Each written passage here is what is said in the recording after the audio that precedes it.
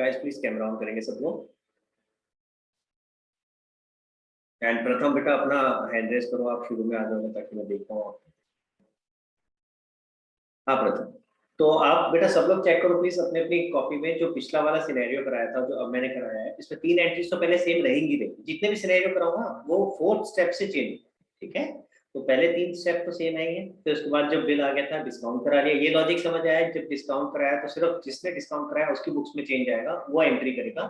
जो दूसरी पार्टी है सामने वाली, उसको पता भी नहीं है डिस्काउंट करा लिया उसने, ठीक है, तो उसकी बुक्स में कोई एंट्री नहीं होगी। 1 मार्कर क्वेश्चन आ सकता है कि एक्स ने डिस्काउंट कराया है, सारी कहानी दे दी होगी और पूछा जाएगा वाई की बुक्स में क्या एंट्री होगी, और बच्चे पढ़ेंगे नहीं कि वाई की बुक्स पूछा जा रहा है। क्या करेंगे, एक्स की बुक्स में जो एंट्री होती है ये वाली bank discounting charges to bear उठा के लिख के आ, तो 0। समझ आ रहा है मैं क्या बोल रहा हूँ? सारा काम सही करा लेकिन ध्यान से क्वेश्चन को नहीं पढ़ा कि क्या मांगा गया और 0 मिला। तो इसलिए क्वेश्चन को बहुत केयरफुली पढ़ना कि क्वेश्चन मांग क्या रहा है। जानबूझ करके इस तरीके के सवाल बनाए जाते हैं ताकि बच्चा कंफ्यूज हो। क्लियर? ठीक है, तो आपको आते हुए भी गड़बड़ हो गई, तो इसलिए प्लीज क्वेश्चन को ध्यान से पढ़ना कि किसकी बुक्स में एंट्री मांगी जाए। तो एक्स की बुक में होगी, वाई की बुक में कुछ नहीं होगी। फिर जब मैच्योरिटी होगी, मैच्योरिटी में क्योंकि अब तो बैंक को पैसे मिले, एक्स का कोई रोल ही खत्म हो गया, तो एक्स अपनी बुक्स में कुछ नहीं करेगा।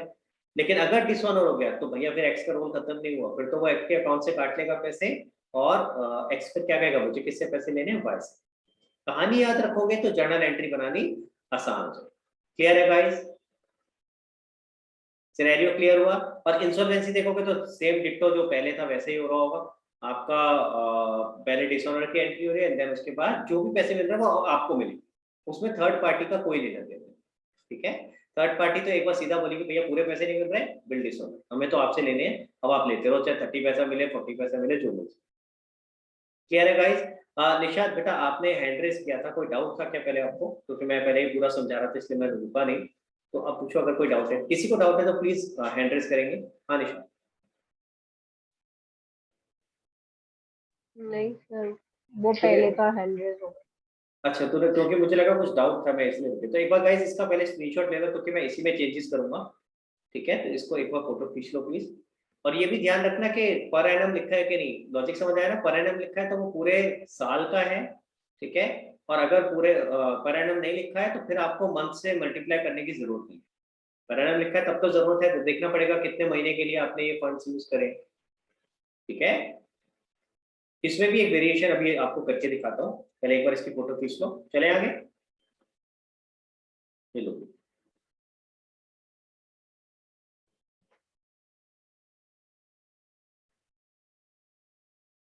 चले आगे चले।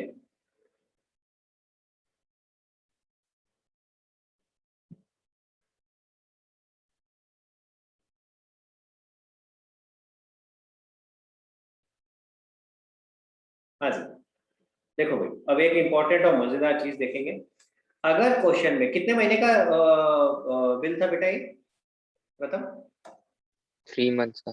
3 मंथ्स का था बेटा। आपने 1 जनवरी को ये बिल सामने वाली पार्टी से आपको मिला था और 3 महीने बाद पैसे मिल रहे थे, आपने इमीडिएटली जाकर के बैंक से डिस्काउंट कराया। अगर आपने इमीडिएटली नहीं कराया होता, आप 1 फरवरी को गए होते, तो इससे क्या फर्क पड़ता बेटा?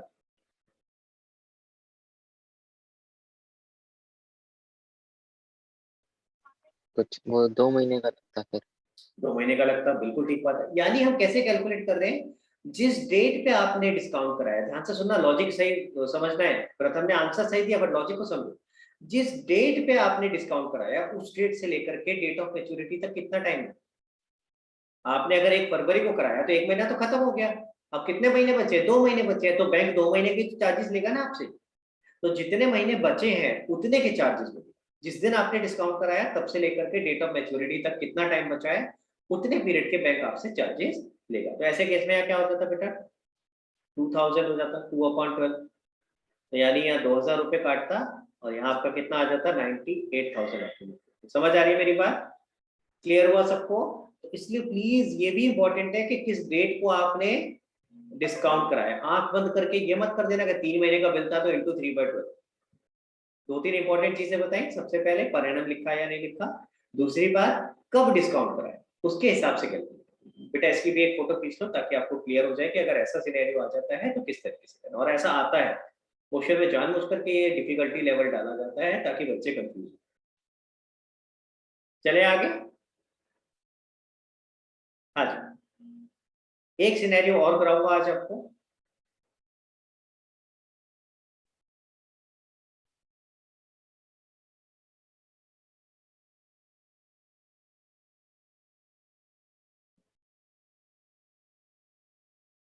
अभी हमने क्या करा भाई, बिल को डिस्काउंट कराया, यानी हम बैंक के पास गए और हमने बैंक से कहा कि बैंक तू हमसे ये बिल ले ले, ठीक है, और हमें पैसे दे दे। अब उसकी जगह और क्या सिनेरियो हो सकता है उसको समझते हैं। मैं जरा पहले नीचे की एंट्रीज हटा दूं और फिर वैसे एक एक करके स्टेप बाय स्टेप चलेंगे, एंट्रीज को समझेंगे कि क्या हो सकती है।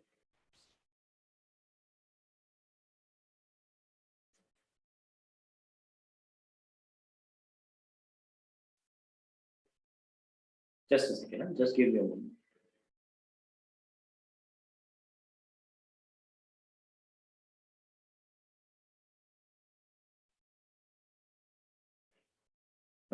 डिलीट क्यों नहीं हो रहा?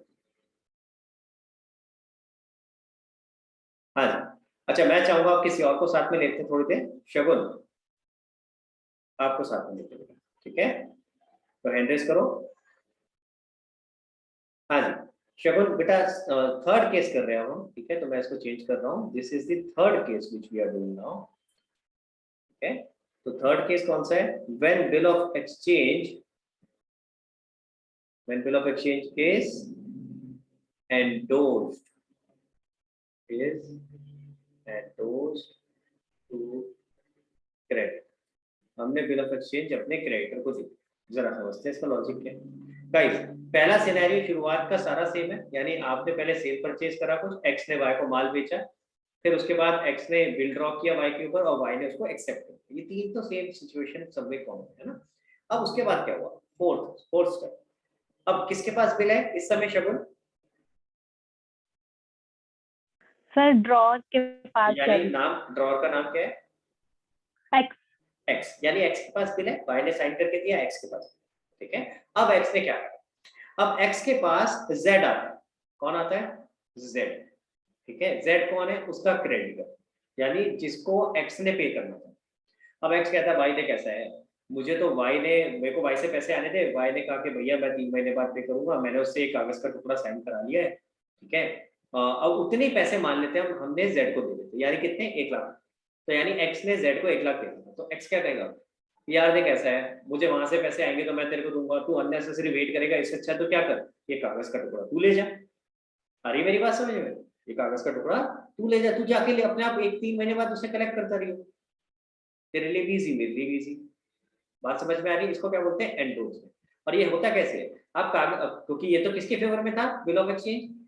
एक्स के फेवर में था, तो उसमें लिखा होगा ना pay to X, bill of exchange के ऊपर लिखा होगा pay to X on so and so date. तो फिर ये तो एक्स को मिलने थे पैसे, तो एक्स क्या करेगा? उस कागज के टुकड़े के पीछे उसके बैक साइड पे लिख देगा पे टू जेड। समझ आ रही है बात? वो उस पर लिख देगा। इसको बोलते हैं एंडोर्समेंट। एंडोर्समेंट कैसे होती है? आप उसके पीछे इंस्ट्रूमेंट के पीछे लिख देते हो और फिर उसके बाद साइन कर देते हो कि pay to Z on my behalf, sign, खत्म। क्लियर हुआ? तो अब ऐसे केस में जेड लेके जाएगा और कहेगा कि भाई ये रहा बिल ऑफ एक्सचेंज 3 महीने पर, ठीक है। अब जैसे ही वाई कहेगा कि भैया ये तो एक्स को पे करना था, तुम तो लेके आया, तो कहेगा पीछे पलट के देख लो, उसके पीछे उसने साइन कर दिया है मेरे फेवर, तो अब तुम्हें मेरे को पैसे देने, उसको देने की जरूरत नहीं। समझ में आई मेरी बात? क्लियर हुआ? एंडोर्समेंट का लॉजिक समझ में आया? तो क्योंकि आपको किसी और को पे करना था, आपका जो क्रेडिटर था उसको पे करना था, तो आपने ये बिल ऑफ एक्सचेंज अपने क्रेडिटर को दे दिया कि तू अपने आप उससे लेता रही हो, मेरा झंझट खत्म। ठीक, तो अब ऐसे केस में क्या होगा? इसको बोलते हैं एंडोर्समेंट टू क्रेडिटर। अब ध्यान से समझो हो क्या रहा है। एंडोर्समेंट के स्टेज पे अगेन एक स्पेशल एंट्री बीच में आ रही है एंडोर्समेंट की। मैं यहाँ पे लिख देता हूँ bill of exchange endorsed to, किसको करा हमने? जेड। हाँ पूरा लिख देता हूँ, एंडोर्स टू क्रेडिटर, और क्रेडिटर का नाम लिख देते हैं जेड। क्लियर है? तो बेटा हमारी बुक्स में क्या एंट्री होगी शगुन, सोच के बताओ बेटा। लेट अस सी, आप ट्राई करके सर देखो। जेड, जेड्स account debit to bill receivable. Z account debit to bill receivable. पहले तो मुझे ये बता कि तूने बिल रिसीवेबल वाला चैप्टर पहले करा हुआ है स्कूल में? Yes sir.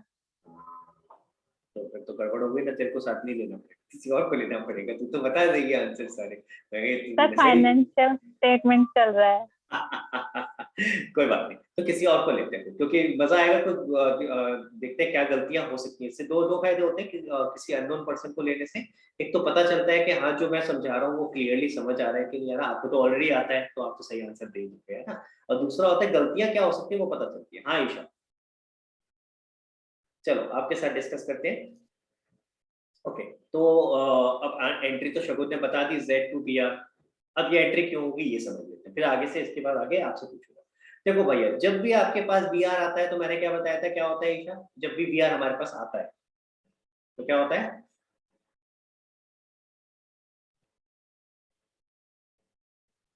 सर क्या होता है मतलब? तो हम क्या करते हैं उस केस में, जब भी बी आर हमारे पास आ रहा है, जैसे सामने वाली पार्टी ने बी आर एक्सेप्ट करा हमें दे दिया, तो हम बी आर का क्या करते हैं, अपनी बुक्स में क्या एंट्री करते हैं? अच्छा, PR to Y। हाँ, तो बी आर डेबिट करते हैं। ध्यान देना इस बात को, मैं फिर से बता रहा हूँ, जब भी बी आर हमारे पास आएगा तो बी आर डेबिट होगा। अब बी आर हमारे पास से जा रहा है तो क्या होगा? क्रेडिट होगा। पिछले वाले सिनेरियो में भी यही बताया था ना, जब मैंने बैंक को बी आर दिया था तो बी आर जा रहा था तो बी आर हुआ था। तो ये सिंपल चीजें याद रखो, जब भी बी आर आएगा तो डेबिट होगा, जब भी बी आर जाएगा तो क्रेडिट होगा। हमारे पास से बी आर जा रहा है तो क्रेडिट होगा, तो टू बी आर हो गया। अब किसके पास जा रहा है? जेड के पास, तो जेड डेबिट होगा। जेड डेबिट क्यों हो रहा है ये भी समझो, जेड कौन था? क्रेडिटर। क्रेडिटर कम होगा, टेक्निकली चलते हैं, जेड क्रेडिटर था, क्रेडिटर कम होगा तो क्या होगा भाई? लाइबिलिटी कम होती है तो डेबिट होती है कि नहीं होती? AE LIC वाला रूल लगा रहा हूँ, कुछ नहीं आया। AE LIC, तो अगर लाइबिलिटी कम होती है तो क्या होता है? डेबिट। समझ में आया मेरी बात? ठीक है, तो यानी जेड डेबिट हो गया कितने से? 1 लाख से। वाई की बुक्स में क्या एंट्री होगी बेटा? ईशा, सर कुछ नहीं, कोई एंट्री नहीं होगी अभी वाई। सेट गया नहीं। वेरी गुड, अभी तो उसे पता ही नहीं है जेड के बारे में कि कोई जेड नाम का इंसान भी है और उसको ये बिल चला गया, तो वो कोई एंट्री नहीं करेगा।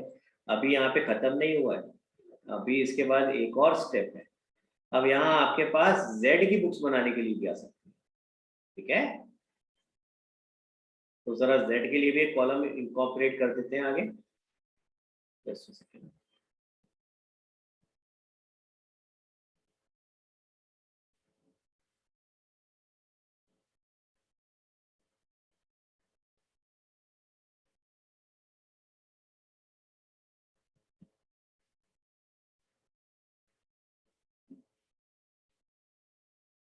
हाँ जी, चलो तो जेड की बुक्स बनाते हैं जरा। मैं ऊपर यहाँ लिख देता हूँ, इन दी books of Z.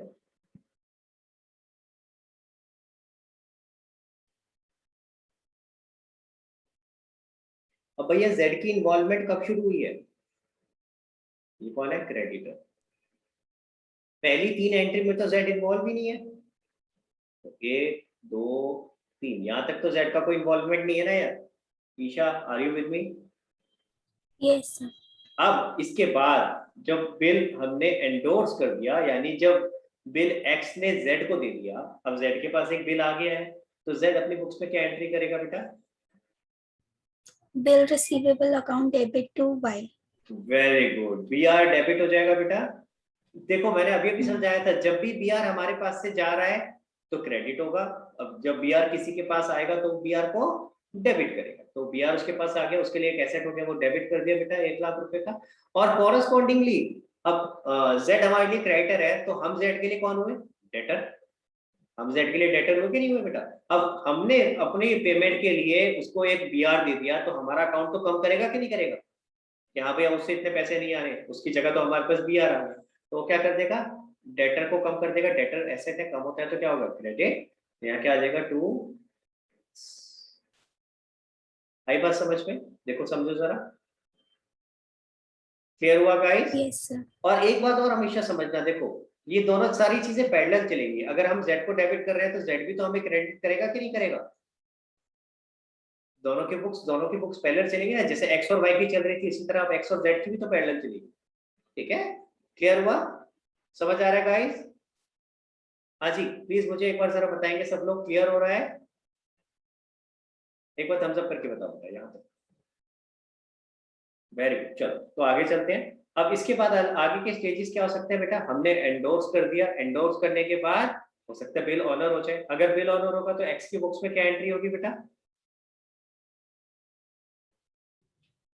Sir x की में नहीं होगी, उसने तो सेट को दे दिया। उसने तो Z को दे दिया, उसको कोई लेना देना नहीं है ना। लॉजिक से समझते हो तो आपको कितनी जल्दी समझ आएगा। Y की बुक्स में क्या होगी, Y तो जो पहले करता आ रहा था वही करेगा, यानी BP टू X। सेट। ठीक है, कितना किस नाम से आ जाएगा, 1 लाख 1 लाख, कितना अमाउंट आ गया, 1 लाख 1 लाख। क्लियर हो गया। अब Z अपनी बुक्स में क्या करेगा, सोच के बताओ। Excuse me sir. हाँ, एक मिनट ईशा। हाँ ईशा, Z अपनी बुक्स में क्या करेगा बेटा।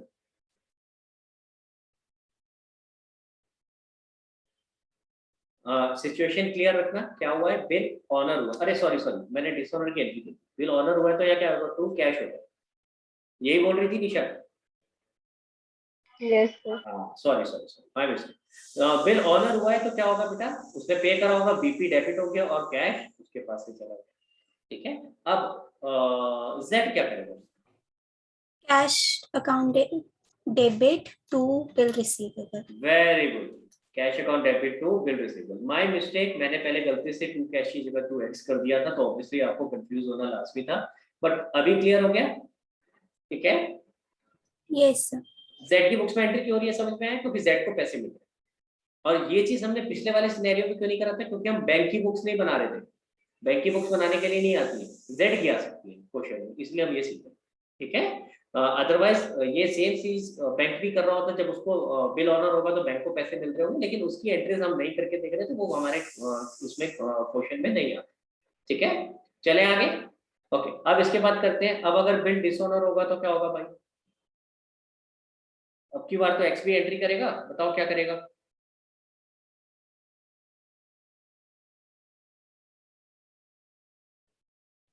Sir Y debit to set. Y debit to Z। तूने भी पक्का बिल रिसेबल वाला चैप्टर करा हुआ तो नहीं है।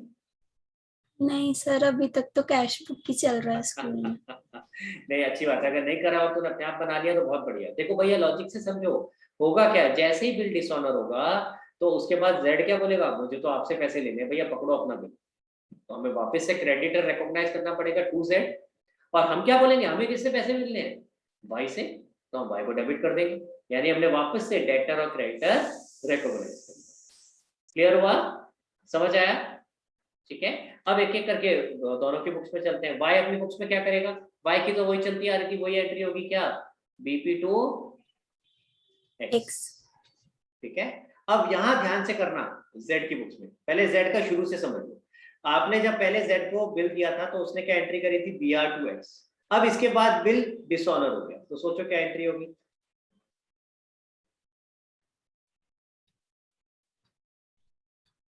X to B are.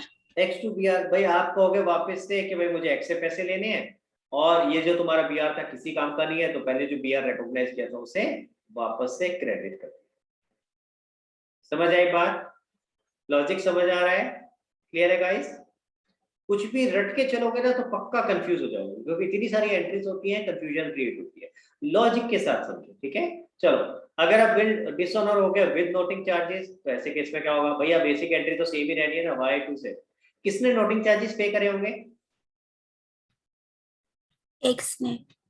X ने क्यों करे होंगे, जेड ने। किसके, जेड ने। किसके, जेड ने। हाँ गड़बड़ नहीं करा करो भाई, बिल किसके पास था, जेड के पास, तो कौन लेके गया होगा, नोटरी पब्लिक को जेड लेके गया होगा, जेड ने पे करे होंगे, जेड हमसे रिकवर करेगा, तो जेड कहेगा मुझे 1 लाख नहीं, 1,01,000 चाहिए।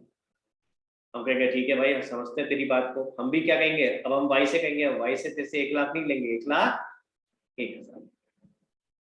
समझ आया, ठीक है। वाई अपनी बुक्स में क्या करेगा, वही पुरानी entry, BP noting charges debit to, किसको पे करना है इसने, एक्स को। ठीक है, BP कितना, 1 लाख, नोटिंग चार्जेस 1,000, और 1,01,000। ठीक है, और Z अपनी बुक्स में क्या एंट्री करेगा बेटा, बताओ जरा, चलो मैं लिख नहीं रहा, पहले आप सोच के बताओ।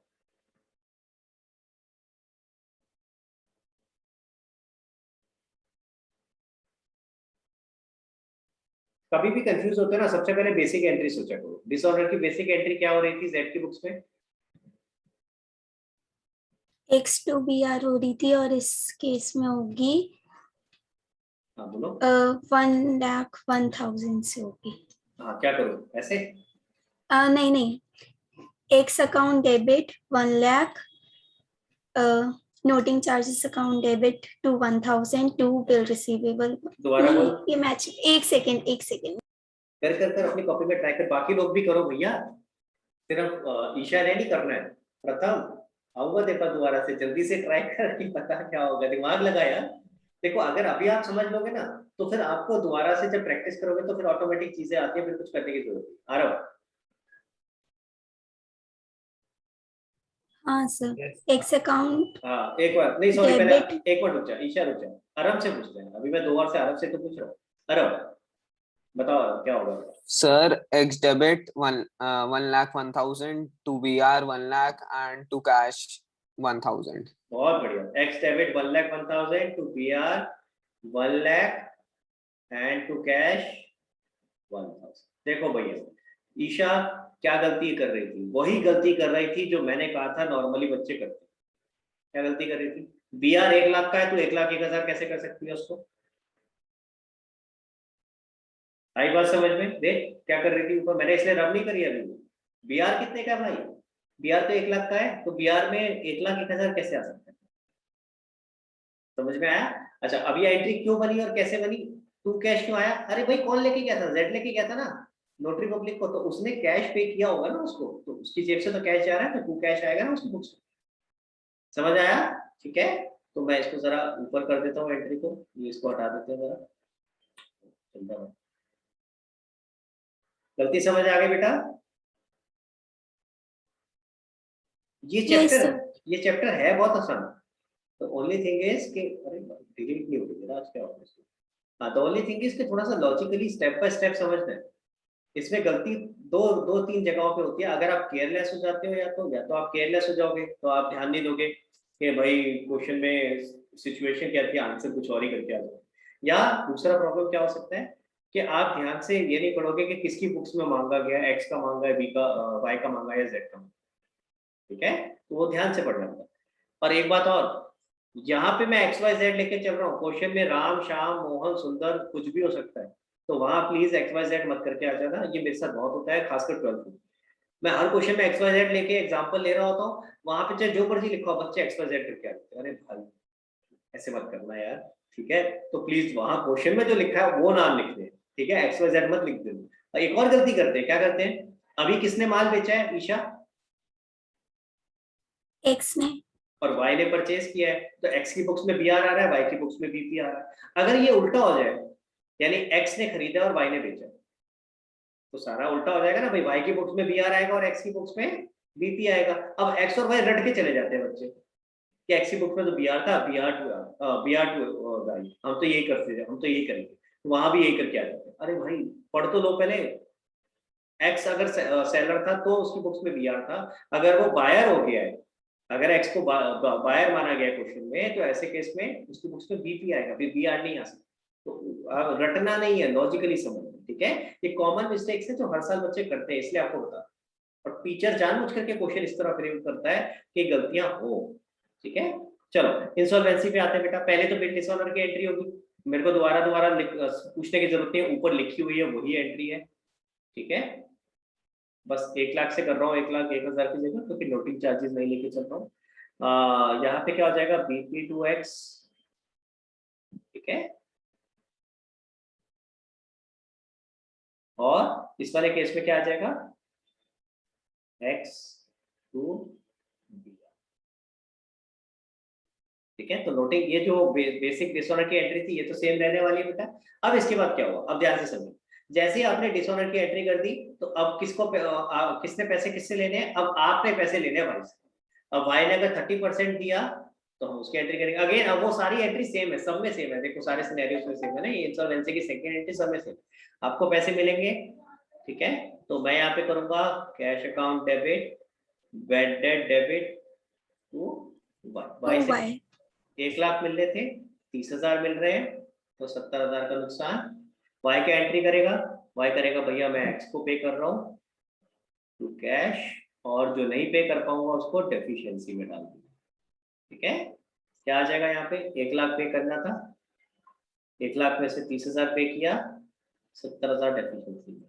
जेड क्या करेगा बेटा अपने दोस्त? सर वो कुछ नहीं करेगा, आप तो उसे वेरी एक्स से ले गुड, लेना। उसको तो अब एक्स से लेने हैं भाई, ये तो अब इंसॉल्वेंसी में उसका क्या लेना देना, उसने तो क्या कहा भैया मैं डिसऑनर कर रहा हूँ, बात खत्म, मुझे तो एक्स से पैसे लेने, मैंने एक्स को डेबिट कर दिया है। अब जब एक्स पेमेंट करेगा जेड को, तब कुछ एंट्री करेगा ना जेड। फिलहाल तो क्या हो गया, ऊपर वाली एंट्री से उसने कहा ये बीआर मेरे किसी कंपनी पकड़ो अपना बीआर, तो बीआर उसने वापस दे दिया, तो 2 बीआर हो गया, और उसने एक्स को वापस से रीइंस्टेट कर दिया एज ए डेटर। आई बात समझ में क्लियर कि भाई मुझे तो एक्स से 1 लाख रुपए मिले, अब जब मिलेंगे तब वो एंट्री करेगा ना। ये जो 30 और 70,000 रुपए वाला ट्रांजेक्शन है, ये तो एक्स और वाई के बीच में हो रहा है ना, उसमें जेड तो कोई इन्वॉल्व ही नहीं है। क्लियर है गाइस, समझ में आया? ठीक है, तो विद दिस आपका ये वाला पोर्शन भी खत्म हो गया। जरा इसकी फोटो खींच लो, और किसी को डाउट हो तो प्लीज मेरे से पूछ लो अभी हाथ क्या, डाउट हो तो प्लीज हैंड रेज करना बेटा।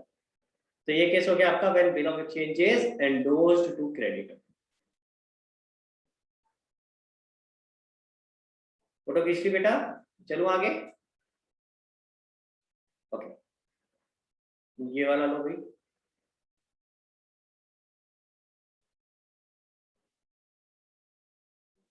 हालांकि मैं सोच रहा था आपका यही तक करा दूं, लेकिन मैं आप सोच रहा हूँ कि एक ही टॉपिक रह गया है। परीक्षा बंद मत कर, 5 मिनट और ले ले यार। 5 मिनट में खत्म हो जाएगा, सोच ले, फिर अगली क्लास पूरी डाउट क्लास रख लेंगे। ऐसे नहीं करना हो, परीक्षा नहीं कर, हाँ जी नहीं कर रहा हूँ अभी, बाकी लोग अपनी ने ऐसे कर करा लो सर। अपनी करीब बहुत हो गया, मेरी मुश्किल नहीं है अपनी। अगली क्लास में करा देना। चलो अगली में करा। तो अगली क्लास हमारी लास्ट क्लास होगी बिल ऑफ एक्सचेंज की। मैं आज इसलिए कराने का सोच रहा था कि फिर अगली में आप सारे क्वेश्चंस कर पाते, बट लेकिन कोई बात। चलो, तो 2 टॉपिक मैंने आपको करा दिए हैं। कौन कौन से करा दिए? एक करा दिया आपका bill of exchange when it is discounted from bank, और दूसरा करा दिया when bill of exchange is endorsed, ठीक है, टू द क्रेडिटर। अब एक टॉपिक रह गया है, बिल सेंट फॉर कलेक्शन। छोटा सा टॉपिक है आगे, बट चलो नेक्स्ट क्लास में करते हैं। अब क्वेश्चन समझ लो कौन से करने हैं। एक तो क्वेश्चन नंबर 1 2 3 तो पहले करा चुके थे, 1 2 3 तो हो गए थे पहले। तो अब आपने करने 3 4 सॉरी 4 5 और 6, 4 5 6 करने एक तो। इसके बाद डिसऑनर में कहाँ तक करा था हमने? हाँ जी 15 तक। 15 तक किया था, तो 16 कर सकते हो अब आप। 16 नोट करो,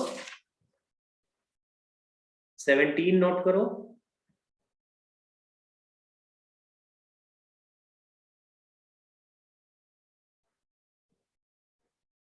20 नोट करो।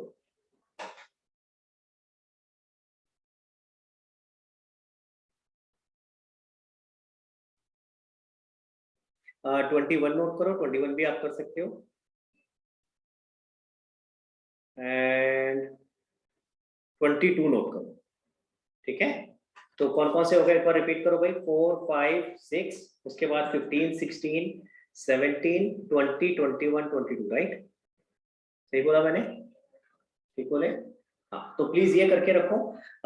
रिन्यूअल और रिटायरमेंट ऑफ बिल आपके कोर्स में नहीं है, ठीक है, तो ये वाला पोर्शन आपको पूरा कर जाएगा। 23 24 25 मिसलेनियस क्वेश्चन में भी थोड़े बहुत हो सकता है रिन्यूअल और रिटायरमेंट के होंगे, ठीक है, तो वो वाला पार्ट आप नहीं कर पाओगे। उसके अलावा बाकी आप ट्राई कर सकते हो, ठीक है, तो बाकी आप देख सकते हो मिसलेनियस क्वेश्चन में। जहां भी रिन्यू करने की बात हो रही हो कि एक नया बिल आपने पुराना वाला बिल डिसऑनर करके एक नया बिल बनाया है, वो वाला आप नहीं कर पाओगे, ठीक है, तो उसको छोड़ करके वो। और एक रिटायरमेंट होता है, रिटायरमेंट में क्या होता है कि आपने अर्ली पेमेंट करी, वो भी आप नहीं कर पाओगे, ठीक है। ये 2 चीजें अभी आपके में नहीं है, तो ये हम नहीं सीख रहे, आपके कोर्स में नहीं है। इसके अलावा बाकी हम खत्म कर लेंगे। एक टॉपिक छोटा सा है, बिल सेंट फॉर कलेक्शन, ठीक है।